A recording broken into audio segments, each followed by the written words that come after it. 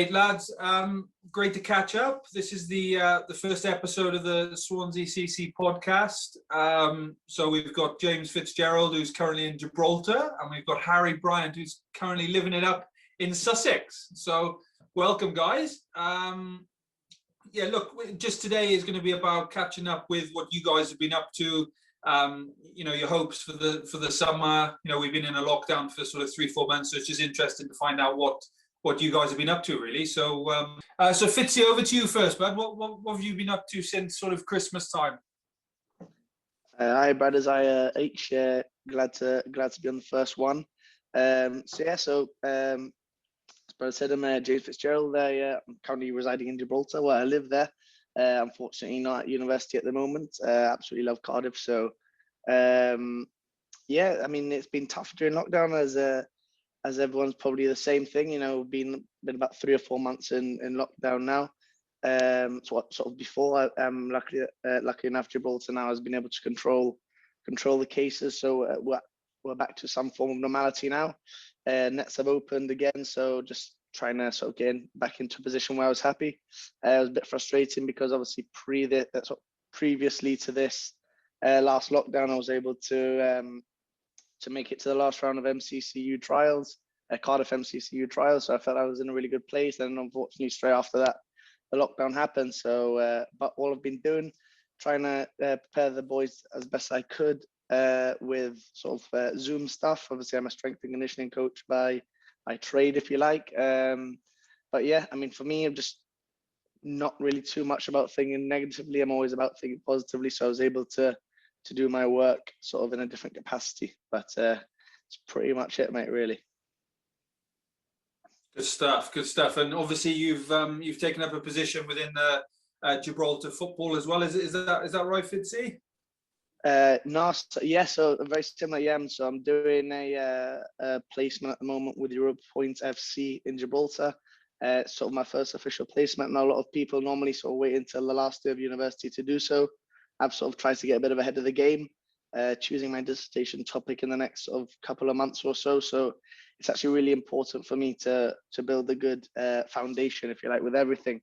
Whether you're working in the gym, whether you're working, I don't know, with anything, it's important to really build those foundations. So for me, I'm definitely getting ahead of the game, which I'm excited about. Hopefully, my dissertation will be sort of, it's up in the air at the moment in terms of sort of what I'll exactly be doing, but it'll definitely be work sort of working, see how strong the hamstrings are throughout sort of the pre-season, the mid-season, and sort of after the season in different phases, whether that's football, cricket, or both.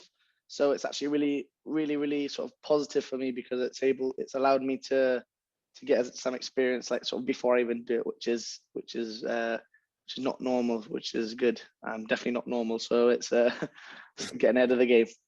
No, you. In fairness, Fitzy, we've seen your hard work with the the classes twice a week. You've been doing with Swansea, and the guys that have been logging on there have definitely picked up some really good tips to keep fit through the off season with stretches, as we talked about before we went on to the podcast. So the bowlers are going to be in a really good position going into the pre-season, even though we've been in a lockdown. So you keep up the good work, bud. You're doing really, really good stuff. And H, down in Sussex, bud, how are you keeping?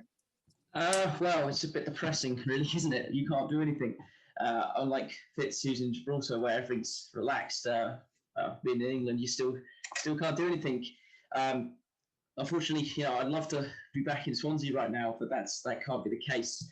I mean, it's good that Fitz his sessions have been, for me personally, like he did a program, and that was really useful. I'm glad I got involved in it because it got me out doing things that I wouldn't have otherwise been doing. I think that's been really key in this sort of lockdown, especially like you say, getting ready for the new season. Being able to sort of mentally prepare yourself as well, just keep things going, because obviously like this time last year we were still netting, weren't we? Up at Anastasia, so it's at least that you're getting out doing things, whereas right now you can't do that. Yeah, and I guess, but you obviously Swansea have done it now the last couple of years, where we've trained sort of from October through to December obviously had the Christmas break, and then we started back up then sort of mid-Jan building in. So for someone like yourself who, was coming and helping me out with the coaching as well, you were hitting balls 2-3 times a week, even between October and December, which, for guys who maybe pack the kit away until the new year, you're probably 3 months ahead of them in terms of hitting, because they wouldn't have picked up a cricket bat since sort of August, September time. Yeah, no, it definitely made a massive difference when we did in the previous years. Like in the past, obviously, when I'm back in Sussex playing for my club, we didn't really do much in the winter time until it got to about January, February time, and especially when I was in my first year here at Swansea, it made a big difference then. Just not stopping hitting. I hit more balls than I'd ever hit before. Even necessarily, excluding as a colt, but it was going into the season. You never lost that kind of that feel. It didn't take a couple of weeks to get going in February, March time, if you get what I mean. So it's for me, I've been trying to, I've destroyed half my garage trying to hit tennis balls, but it's not the same. Just trying to hit, I'm eager to get outside. Yeah, no, 100%. And Fitzy, with you, Brad, you obviously were in those October to December months. You came along to a few, and you got the ball with Roman Walker, who's currently at Glamorgan. Gibbo was at Notts, James Brayhart as well. So the competition there, like the trainings were really good and intense, weren't they? Yeah, mate, it's pretty sort of indescribable sort of how useful those sessions are. To someone who's probably sort of played sort of all their lives in the UK, it's pretty surreal to sort of turn up to a session and have some of the caliber of players that sort of we've got, or even going into one of the trials, which I did sort of, like I mentioned, with the Cardiff MCCU, I got to bowl against Jack Banton, which is obviously Tom Banton's brother, which was a really good experience as well.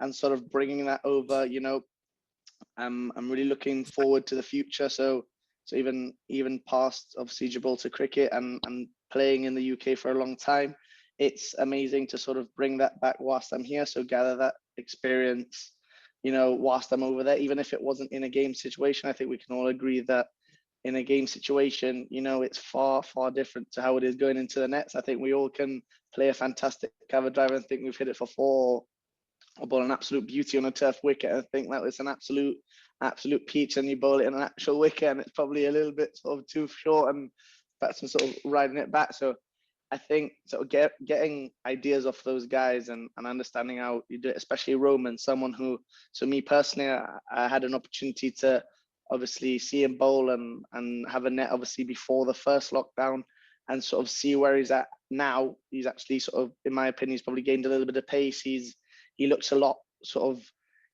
fitter as a bowler. He's looking to sort of improve his bowling sort of specifically. So it's really cool, and he inspires me a lot to actually sort of get to that level, because obviously even him, who's obviously got to a high enough level where he's obviously being signed by a professional team, and then sort of just get better is quite rare, because obviously in that sense, you probably, a lot of players get signed and then they probably just either they slightly improve or they plateau.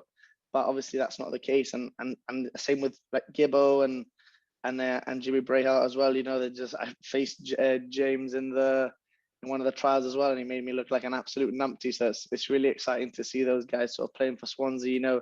Gibbo is, I don't think he's going to be unsigned for much longer, if I'm brutally honest with you.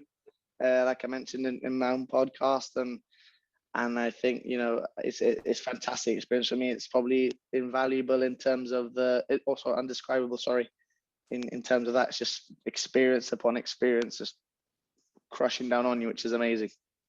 It is. It's really exciting that for me, and the people on the outside, I guess, looking in, don't see those extra sessions, and they don't see the two sessions we do in Cardiff a week, the 2 or 3 sessions we do in Anas Tawi in the winter. So our younger players, people like Oshan and Joey Singh and Sash, these guys, James Lester, Rio, Kai, those guys actually, Fitz, you just touched on it then, you're learning, and the experience you got from having Roman around.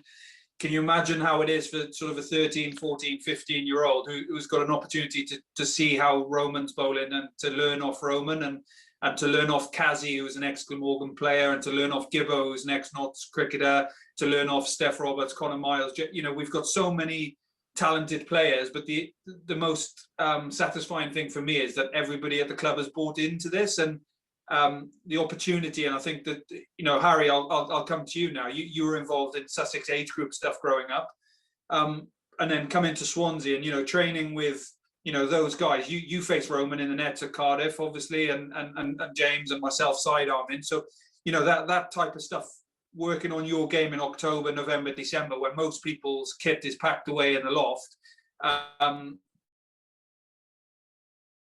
is only going to be valuable for you. Do you think? Yeah, of course. I mean, I've always said on the group chats, etc., that firstly when you play with better players, it improves everyone else, because you naturally are just lifted. You learn things from other people about your game, or ways that you go about things. I think it's really valuable, and I think you touched on it. It's ideal for those younger ones that are coming through, that sort of, you know, they can see these players, these pros playing. From my point of view, as a kid, the biggest thing was watching Sussex play, and just watching all day, just learning from it. And there's nothing more valuable than seeing these kind of players play. So having them at your club as well is ideal. So like on Saturday, you know, first team at home, you've got some decent players playing really, really good high quality, so you can learn from. And then also this filters down to sort of net sessions. Like say, it's great to have everyone involved in it. So it's not just a case of these people are turning up and they're having a hit and going, but they're really buying into it. So Roman's helps with coaching. Obviously, you know, yourself, you do sort of things like that. It's nice to see it sort of flows through the club. It's not just a case of it's on about sort of Saturday. That's it. It's looking long term as well. Yeah, absolutely. And I mean, you know, look, again, a lot of people on the outside will look at Swansea and will purely look at the first team. But, you know, the conversations I've had with Hassan, with the second team guys about, you know, the buy-in and what they want from it and the culture we're trying to create. You know, in terms of first team cricket, we've played 44 matches since 2019 and we've won 41. And that's a lot of that isn't down to the best players playing. A lot of that is down to the team bonding and us creating a good vibe around the club. And, you know, there's a lot of guys that have come in. I'll use Tom Hayden as an example. He's not, you know, a star name in that when you go through the list. He's probably, you know, right down at the bottom on the list. But he trains, he works hard. And then look at the reward he got last year in the T20 final. He came in with one ball left of the innings, us needing 3 to win. And he had the confidence to play a nice big cover drive, hits the ball for 4 and wins the game. And, you know, he's loved by everybody at Swansea Cricket. And he's learned by playing with a better player. So I think you're 100% right. I think even if, you know, they're not involved in the first team early season, the fact that they've had the opportunity to train and pick players' brains about, you know, cricket and learn and see how we're going to go about our cricket over the next couple of years is really exciting. So yeah, that's something that I'm sure we're all chomping at the bit to try and get out in sort of 4 weeks' time for our first pre-season game. So, H, in terms of, I've noticed your home club this week have put a post up about an overseas player, and he looks like a very good overseas cricketer. I think he's got 650s and 100 this year in 7 List A games. So just tell us a little bit about him. Yeah, I mean, my home club is Three Bridges. In Sussex, so it's the one that appears quite a lot on YouTube and Twitter for the clips. Always they film the games. We signed Will O'Donnell from Auckland. In the past, we've had quite a few New Zealanders, and yeah, he's been playing pretty much all year for the Auckland Aces in their 2020 50 over stuff. Yeah, so it's a great sign to have him involved from us. It really strengthens it, and like you say, it comes back to, like, I appreciate in the Welsh leagues you don't have the overseas, but this is where someone like him is really valuable for us as a club back home, because you can learn from him and his sort of leadership he's going to bring and that sort of thing, and get him involved with the youth coaching, etc., etc. So it's all good from our point of view, and not only that, is he's going to be obviously ideally performing well on the cricket field. And would you, from your experience of obviously playing in the Sussex Premier League and being involved with Three Bridges, would you recommend overseas players? Obviously you've played in South Wales now for for 2 seasons, or you've been involved with Swansea, sorry, for 2 seasons, and obviously lockdown last year sort of curtailed last year's season. But would you recommend overseas players? I think it works in some cases. I think in others it doesn't. I think there becomes a problem. I think when you, in general, when the overseas come into the lower leagues, they become like they're so influential in those leagues that it can almost blow teams away. I've had times where I play for our second teams back home, and they have one guy who's come over from the Caribbean and he's blown us apart, and that's great. But it's like, what's that do for the rest of the team? Whereas I think the highest levels, sort of like Premier League and the sort of second division, they should be the ones with the overseas players, because they're supposed to be the best of the best. And I think that it works kind of well here, though, in Wales, with the fact that the Glamorgan players are allocated, whereas back home, it's just they play for whichever club they want to play for. So you can get teams with 6 or 7 county players playing for them, effectively, and then that doesn't really make it so fair. I think that the system here works better on that sense. I don't know. I think it just depends on how you choose to implement the overseas. I think it comes down to many things, financially, etc., and how much benefit it's going to do to the actual team environment if one person's just going to dominate every week. Yeah, no, that's a really good point, I think. And Fitzy, what's your experiences and stuff? Obviously, you're UK passport holder. So effectively, you're not overseas player. But what would your thoughts be on sort of overseas players from sort of the environment that you've seen in Cardiff so far over the last sort of 2 years? That's a really good question, because I think it's a very grey area in that respect, because I think, we had a bit of a sort of discussion about it sort of privately about the issue with sort of announcing the signings for the club and then people saying, oh, well, then the youth doesn't get experience. I think it's actually the opposite. I think that sort of the people that sort of comment those things are actually the people that are a little bit narrow-minded, because if you're going to have, for example, if you have one overseas slot, you still have 10 slots to fill with 10 youths if you really wanted to. So I think that, to be brutally honest with you, I think it's probably better for cricket, especially at the high level of amateur cricket / semi-professional, if you like, because it gives the younger guys and the players who haven't had that much experience to play with those high level guys. Yeah, you're probably going to get a dominant performance from those guys, or you would like to think so. But I think it's all about sort of moving cricket forward in the best way possible. Yeah, sure, you got your club, your Sunday cricketers who just go to have a laugh. We probably do the exact same, but probably take a little bit more seriously in that respect and play to a bit of a high level. But I think it's all about sort of making us better cricketers, and for me personally, I'm all for it. Obviously, like you said, I'm by no means an international signing of any sort, but even for myself, who's had experience playing internationally, at the lower level of international cricket, obviously in qualifiers, etc. It's fantastic, for me personally. I'm always learning. I'm always trying to get more experience. I've not played in the UK before, so I'm really excited about that. But I think at the end of the day, like I was trying to mention, it's just going to make cricket better and make cricket better for the younger players, and even moving on to professional if the youth do that well. Yeah, I'm with you, Fitz. My view on it is pretty strong. I think overseas players should be allowed, and I would then put stipulations in place. So I would say, right, each club can have an overseas player. They've got to be under the age of 25, and they can't have played more than maybe 10 professional games. And then that way, you won't have some clubs, bringing in a professional that's maybe played 100 first-class games. And then other clubs might bring in someone who's a local grade cricketer in Australia and bringing him. So obviously the standard difference then is very different. I played in Cornwall, and Truro Cricket Club signed a Indian international player. He averaged 55 in first-class cricket. He played 3 ODI matches for India and scored 2 50s in just the 3 games. So, I mean, someone like that is an incredible, to be able to play against someone like that. You just see the standard. And I remember Wasim Jaffer played against Penzance. It was Lashings versus Penzance. And I remember some of the shots he played, and, he played 30 or 40 test matches for India. And I mean, some of our guys were so hyped up and so keen to be bowling against him. He made 100 in that game, and it was only a 20 over game, and he made 100. And honestly, he didn't break sweat. He looked so good. And it just gives you a bit of a gauge to, an international cricketer compared to sort of a club cricketer, and then you've got a county cricketer in between. Like, the gap is so big. So to be able to be on the field with someone like that, is an incredible experience.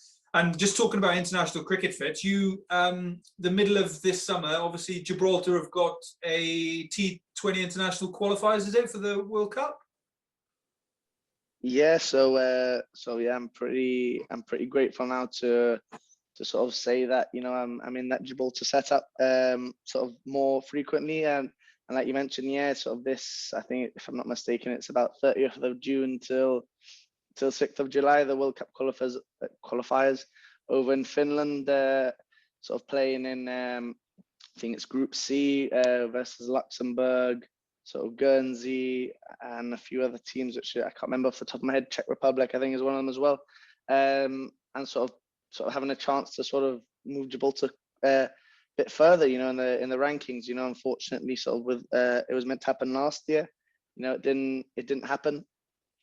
But I think it just made us that bit more hungry, and sort of attending sort of the first team session of the year.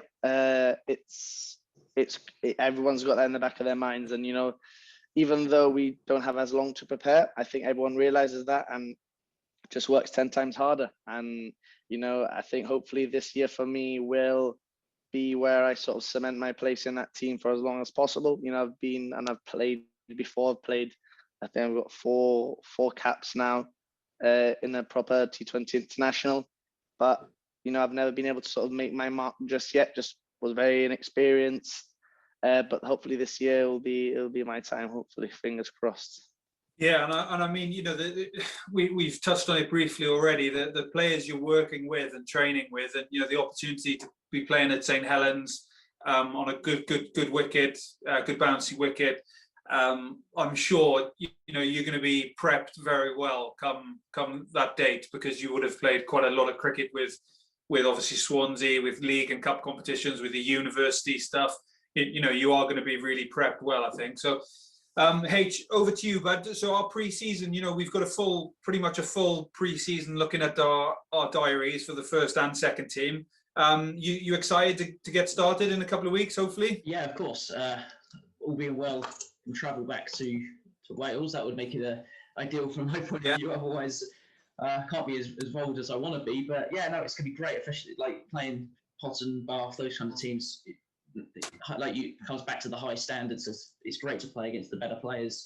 And then there's other games we had. Was it Anastasia in there? Involved a couple of others. The Welsh teams. It's nice to get ourselves. Personally, you can gauge yourself against other teams, and it's just to get more cricket in ahead of the season. Obviously, for me, it's sort of half a season for Swansea, half a season back home with uni.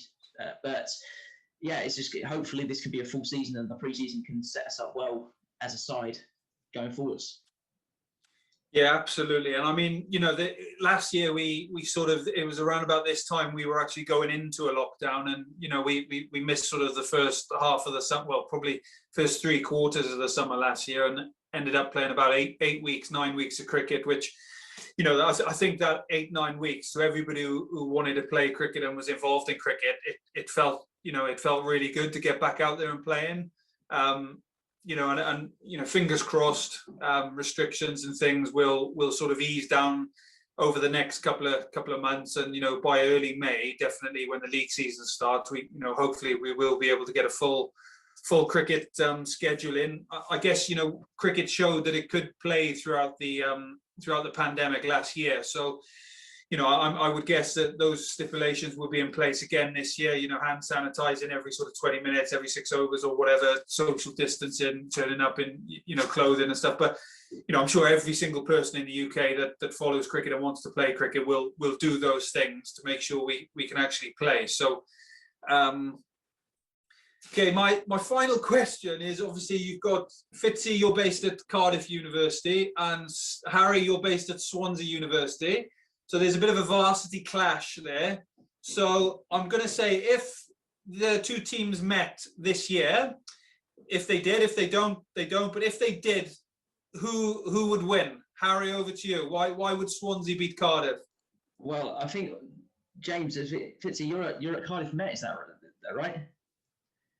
So I don't think that's quite the varsity, the sort of official game, but I'm pretty sure there is some sort of rivalry between us and Cardiff Met. I think, without trying to say this too depressingly, I think we might be struggling on our sense. I mean, you never know. On our day, we might be able to pull it off, but I think the quality that the Cardiff Met guys they are very strong on paper. But you never know. Cricket is a funny game.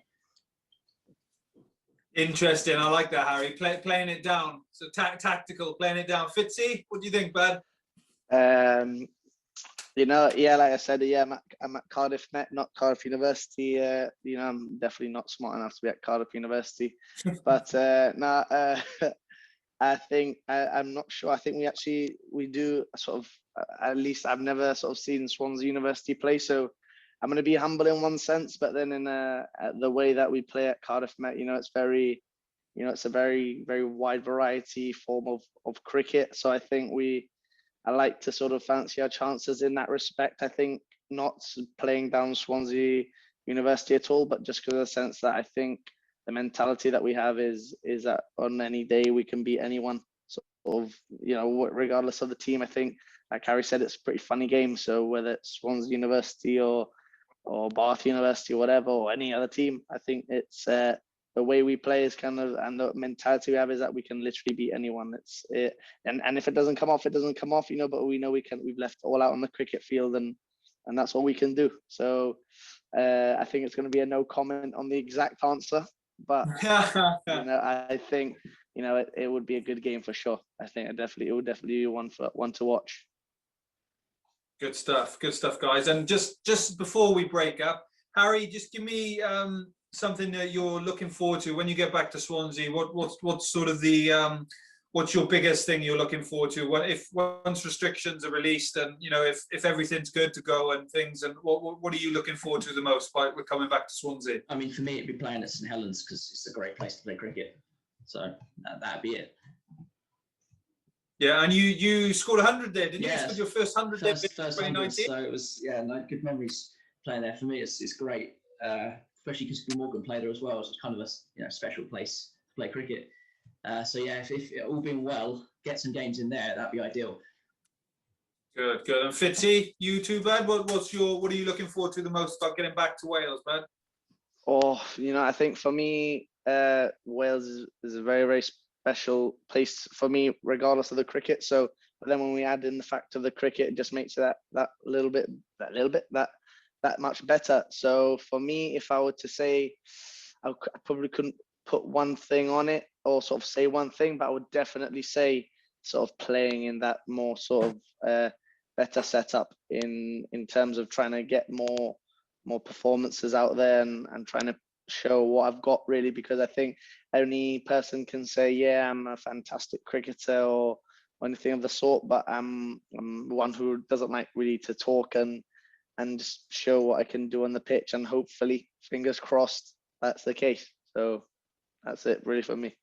Oh, brilliant, guys. And look, I've seen you over the last sort of 6 weeks working really hard, and Fitzy, your classes for Swansea have been brilliant. The guys have bought into those sessions. Harry's been to all of them.